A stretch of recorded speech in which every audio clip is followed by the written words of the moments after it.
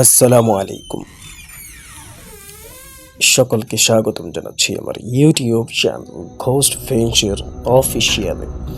আমি আছি আপনাদের সাথে, আপনাদের সকলের প্রিয় কণ্ঠ রাকিব।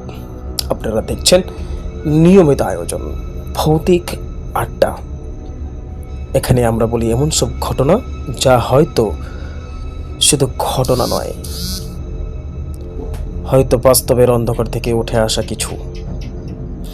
আজ এমন একটি ঘটনার সংক্ষিপ্ত অংশ নিয়ে আপনাদের সামনে চলে এসেছি। এক পথিকের গল্প। রাত তখন গভীর, আকাশে চাঁদ নেই, শুধু মেঘের আড়ালে লুকিয়ে থাকা এক অদৃশ্য অন্ধকার। চারদিকে নিস্তব্ধ, এমন নিস্তব্ধতা যেন পৃথিবী তার শ্বাসকে আটকে রেখেছে। একজন পথিক ধীরে ধীরে হাঁটছে একটি পুরনো নির্জন রাস্তা ধরে। তার নাম আরিফ।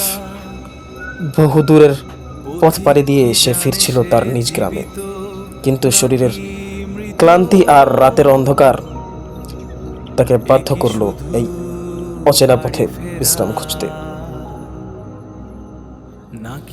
রাস্তার পাশে সে দেখতে পেল একটি ভাঙাচোরা কুঁড়ে ঘর। দরজাটা আধ খোলা, যেন কেউ তাকে আহ্বান করছে, এসো, ভেতরে এসো। আরিফ একটু দ্বিধায় পড়ল,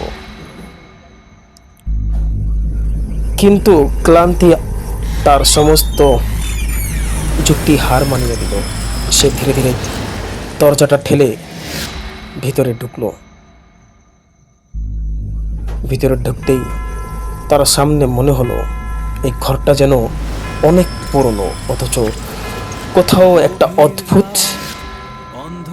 পরিচিতির ছোঁয়া আছে।